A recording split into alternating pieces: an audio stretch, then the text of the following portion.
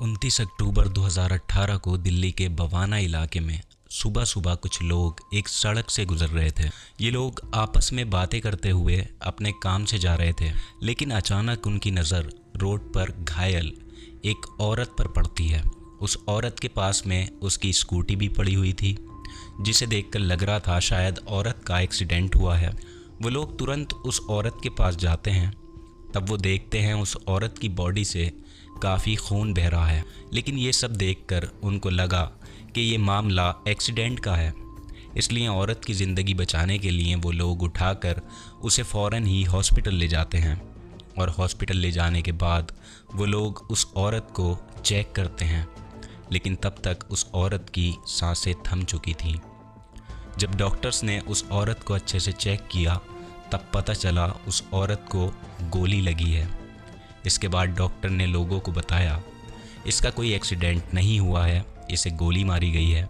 अब जैसे ही उन लोगों को ये बात पता चलती है तो उनके पैरों तले ज़मीन खिसक जाती है। और साथ ही डॉक्टर्स ने इस घटना की सूचना फ़ौरन पुलिस को भी दे दी थी।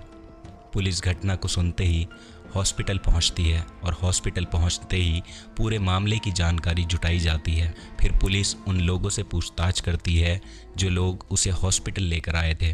पुलिस पूछती है सबसे पहले इस औरत को वहां पर किसने देखा था, क्या किसी ने गोली चलाने की आवाज़ सुनी थी या किसी को देखा था।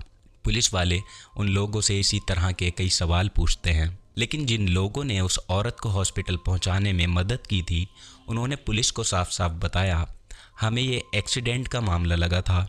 अगर हमें ये पता होता कि ये मर्डर का मामला है तो हम सीधा पुलिस को इन्फॉर्म करते। उनकी बात सुनकर पुलिस को लगा कि ये सच बोल रहे हैं और फिर पुलिस ने उनका फ़ोन नंबर, नाम, एड्रेस, सारी चीज़ें नोट की। पुलिस ने कार्रवाई करने के बाद लोगों से कहा, ज़रूरत पड़ने पर आप लोगों को फिर से पुलिस स्टेशन बुलाया जा सकता है और आपको शहर से जाने की इजाज़त नहीं है। पूछताछ भी आपसे दोबारा की जा सकती है। वहाँ से वो लोग अपने घर चले जाते हैं। इधर पुलिस भी इस केस की छानबीन करना शुरू कर देती है। अब दोस्तों, छानबीन के दौरान पुलिस सबसे पहले ये पता लगाती है कि ये औरत कौन है और कहाँ की रहने वाली है। और जब औरत को हॉस्पिटल लाया गया था तो इत्तेफाक से उसके कंधे पर एक हैंडबैग फंसा हुआ था।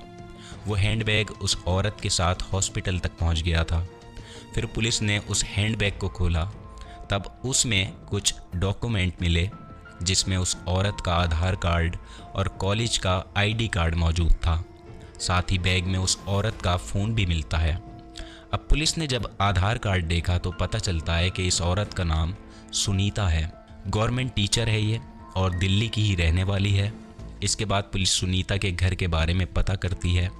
उसके फ़ोन से उसके हस्बैंड का नंबर निकलवाया जाता है और फिर उसके हस्बैंड को फ़ोन किया जाता है। पुलिस फ़ोन करती है। सुनीता के हस्बैंड का नाम मंजीत था और वो पेशे से एक प्रॉपर्टी डीलर था। उसके हस्बैंड को बताया जाता है उसकी वाइफ को गोली मारकर उसकी हत्या कर दी गई है। अब जैसे ही उसके हस्बैंड को ये बात पता चलती है तो वो दहाड़े मार मार कर रोने लगता है, चीखने लगता है। इसके बाद पुलिस वाले मंजीत को हॉस्पिटल का नाम और एड्रेस बताते हैं। अब मंजीत रन हॉस्पिटल आ जाता है और वाइफ की हालत को देखकर मंजीत यानी उसका पति फूट फूट कर रोने लगता है। इसके बाद पुलिस सुनीता की बॉडी को पोस्टमार्टम के लिए भेज देती है। पोस्टमार्टम के बाद सुनीता की बॉडी को उसके हस्बैंड को सौंप दिया जाता है। अब मंजीत अपनी वाइफ की बॉडी को घर पर लाता है। घर पर सुनीता के दोनों बच्चे अपनी माँ की लाश को देखते हैं और उनका भी रोते रोते बुरा हाल हो जाता है। अब इसके बाद सुनीता का अंतिम संस्कार कर दिया जाता है। अब इधर पुलिस इस केस की इन्वेस्टिगेशन में जुटी हुई थी। सबसे पहले सुनीता के हस्बैंड मंजीत से पूछताछ की जाती है कि आपकी किसी से कोई दुश्मनी है, कोई झगड़ा है या फिर आपको किसी पर शक है। इसी तरह के पुलिस मंजीत से कई सारे सवाल करती है। फिर मंजीत ने पुलिस को बताया, मेरी वाइफ एक टीचर है और वो एक प्रॉपर्टी डीलर है। और उसने बताया कि उसकी प्रोफेशनल और पर्सनल लाइफ बहुत डिफ़िकल्ट थी और उसका बिज़नेस ऐसा है कि उसके कहीं सारे दुश्मन भी हैं, लेकिन ऐसे दुश्मन नहीं हैं कि फैमिली वालों से रंजिश निकालें। मंजीत ने आगे बताया कि उसकी पत्नी बहुत गुड नेचर की थी, बहुत अच्छा स्वभाव था उसका, उसकी किसी से कोई दुश्मनी नहीं थी और ना ही किसी से झगड़ा हुआ था। लेकिन अब ये सवाल था कि जब सुनीता इतने गुड नेचर की थी तो उसको किसने और क्यों मारा। इसके बाद पुलिस घटना स्थल पर पहुंचती है और घटना स्थल की बारीकी से जांच करती है, लेकिन पुलिस को वहां से भी कोई सबूत या सुराग नहीं मिलता। लेकिन पुलिस की मुश्किलें जब बढ़ गईं, जब मीडिया के ज़रिए ये खबर आग की तरह पूरे शहर में फैल गई। लेकिन मीडिया में पुलिस की लापरवाही और नाकामी को बार बार दिखाया जा रहा था। इधर मंजीत भी मीडिया और पुलिस के सामने इंसाफ की गुहार लगा रहा था। जब पुलिस पर ऊपर से दबाव पड़ने लगा तो पुलिस ने इस केस की इन्वेस्टिगेशन और ज़्यादा तेज़ कर दी। पुलिस किलर का पता लगाने के लिए हर कोशिश कर रही थी, हर मेहनत कर रही थी, लेकिन पुलिस को कोई भी सुराग कहीं से भी नहीं मिल रहा था और ना ही अब तक मर्डर का मोटिव पता चल पाया था कि वजह क्या है। लेकिन पुलिस ने अभी हार नहीं मानी थी। वो इन्वेस्टिगेशन भी करती रही और लूटपाट के एंगल से भी देखती है कि हो सकता है सुनीता का मर्डर लूटपाट की वजह से किया गया हो। लेकिन जब पुलिस ने सुनीता का पर्स वगैरह चेक किया था, मोबाइल फ़ोन और सभी डॉक्यूमेंट सलामत मिले थे, गले में मंगलसूत्र भी मौजूद था और कानों में भी जो बालियां उसने पहनी थीं वो सेफ थीं, जिससे ये साफ लग रहा था ये मर्डर लूट के इरादे से नहीं किया गया है। इसके बाद पुलिस ने सुनीता के घर जाकर छानबीन करने का सोचा और इसके बाद सुनीता के कमरे को अच्छे से चेक किया जाता है, लेकिन पुलिस को वहाँ से भी कोई सुराग नहीं मिलता, यानी पुलिस के हाथ अब भी खाली थे। सुनीता के कमरे की तलाशी करने के बाद भी पुलिस की आस टूट गई और इसी बीच सुनीता की छोटी बेटी पुलिस के पास आती है और कहती है कि सर, अगर आपको मेरी मम्मी के बारे में जानना है तो मैं उनकी एक लिखी हुई डायरी के बारे में आपको बताती हूँ, जिसमें मेरी मम्मी के बारे में सब कुछ पता चल जाएगा। अब जैसे ही पुलिस को डायरी के बारे में पता चलता है, उनकी थोड़ी सी उम्मीद बनती है, उम्मीद की किरण नज़र आती है। फ़ौरन पुलिस वाले बच्ची से उस डायरी के बारे में पूछते हैं। वो बच्ची अपने कमरे में लेकर जाती है, वो डायरी पुलिस को दे देती है और उसके बाद बच्ची कहती है कि अंकल, ये डायरी चेक करने के बाद वापस आप मुझे ही दे देना, क्योंकि इस डायरी में मेरी मम्मी की कुछ यादें और कुछ निशानियां हैं। इसके बाद पुलिस वाले डायरी को खोलते हैं और पढ़ना शुरू करते हैं। जैसे जैसे पुलिस वालों के सामने डायरी के पन्ने पलटते थे, वैसे वैसे पुलिस के सामने सुनीता के राज खुलते जा रहे थे। हालांकि पुलिस के पास इस डायरी से पहले कोई भी सबूत नहीं था, लेकिन इस डायरी को पढ़ने के बाद सारे सबूत पुलिस के सामने थे। ये डायरी इस मर्डर की खुद एक गवाह थी। वो खुद बोल रही थी और कातिल का चेहरा बेनकाब कर रही थी। उस डायरी में लिखा था, वो लड़की बहुत गंदी है, उसने मुझे परेशान कर दिया है और उसने मेरी ज़िंदगी ख़राब कर दी है। ज़िंदगी से अब मन भरता जा रहा है।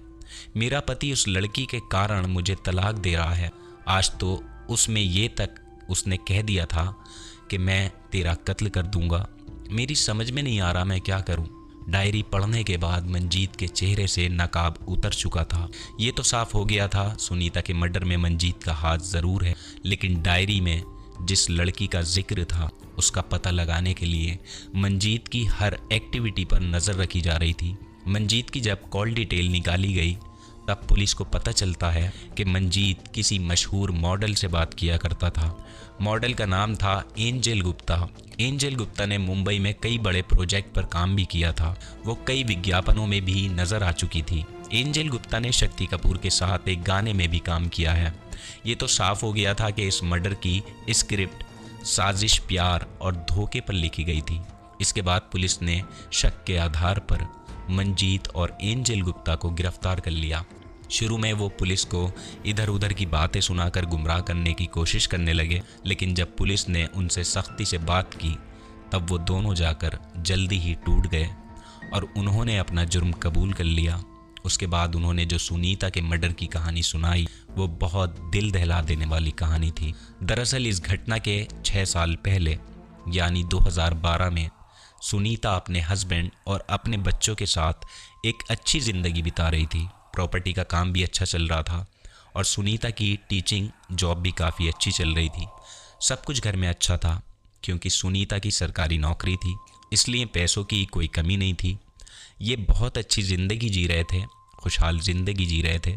लेकिन साल 2012 में मंजीत किसी होटल में जाता है। होटल में देखता है कि कुछ लड़के लड़कियों को परेशान कर रहे हैं। मंजीत लड़कों को भगाता है और उस लड़की को वहाँ से निकालने में मदद करता है, जिसकी वजह से वो लड़की मंजीत से बहुत इम्प्रेस हो जाती है। वो दोनों एक दूसरे से अपना नाम पूछते हैं एक दूसरे का, और इसके बाद उनकी बात शुरू हो जाती है, नंबर एक्सचेंज करते हैं। वो दोनों अपनी प्रोफेशनल लाइफ के बारे में बातें करते हैं। मंजीत बताता है वो एक प्रॉपर्टी डीलर है और साथ ही उसका कंस्ट्रक्शन का काम भी। एंजल गुप्ता उसे अपने बारे में बताती है, वो दिल्ली की ही रहने वाली है और एक एक्टर भी है, एक मॉडल भी है। ये दोनों बातें करते हैं, एक दूसरे से नंबर एक्सचेंज भी इनका हो गया था।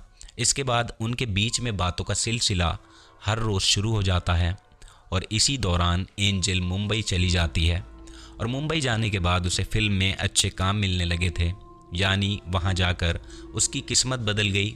उसे कई फिल्मों में आइटम सॉन्ग करने का मौका भी मिला, जिससे दोनों को लगा कि वो दोनों एक दूसरे के लिए बहुत लकी हैं, यानी उनके रिलेशन में आने के बाद उनकी किस्मत ही बदल गई थी।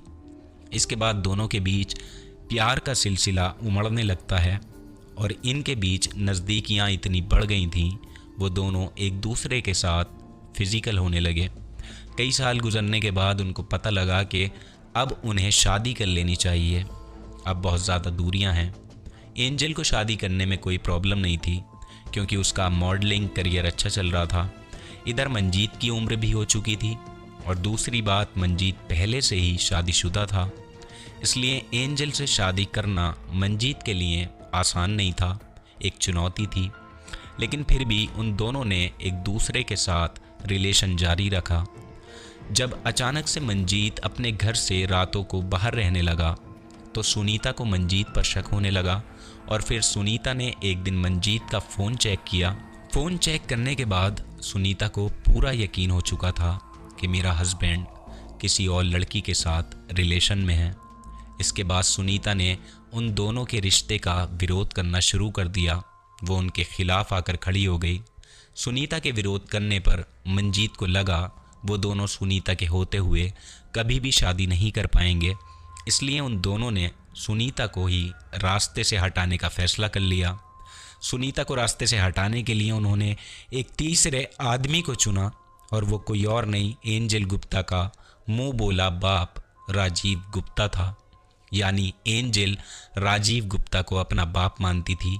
मंजीत और एंजल ने अपने खूनी प्लान में राजीव गुप्ता को भी ले लिया था, शामिल कर लिया था। प्लान के मुताबिक वो दिल्ली से मेरठ पहुंचे। वहां पर उन्होंने एक सुपारी किलर से बात की। सुपारी किलर ने सुनीता को रास्ते से हटाने के लिए 18 लाख रुपए की मांग की। फिर घटते घटते 10 लाख रुपए में डील फाइनल हो जाती है और इसके बाद इन्होंने 2.5 लाख रुपए उसे एडवांस में दे दिए और बाकी काम होने के बाद उन्होंने कहा दे देंगे। इसके बाद मर्डर की डेट फिक्स होती है और फाइनल डेट फिक्स हो जाती है 29 अक्टूबर 2018। और इसके बाद 29 अक्टूबर 2018 को जब सुनीता अपने घर से स्कूल के लिए निकलती है तो घात लगाए सुपारी किलर ने सुनीता को गोली मारकर उसका मर्डर कर दिया।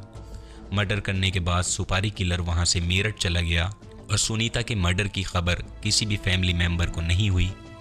सारी कहानी और ख़तरनाक प्लानिंग को सुनकर पुलिस वाले भी हैरान हो गए थे, लेकिन मंजीत एंजल की प्यार की जिद ने ही एक हंसती खेलती हुई फैमिली को बर्बाद कर दिया था। मंजीत ने एक भी बार अपने बच्चों के बारे में नहीं सोचा कि वो अपनी माँ के बिना कैसे जिएंगे। इसके बाद पुलिस ने इन दोनों आरोपियों पर बयान के आधार पर चार्जशीट जारी की और इन दोनों को जेल भेज दिया गया। तो दोस्तों, आज की स्टोरी यहीं तक थी और इस केस के बारे में आपकी जो भी राय हो आप नीचे कमेंट सेक्शन में लिख सकते हैं। अगर आपके पास कोई रियल इंसिडेंट है तो आप हमारे साथ उसे शेयर कर सकते हैं। We meet you soon with new incident. Take care of yourself. जय हिंद।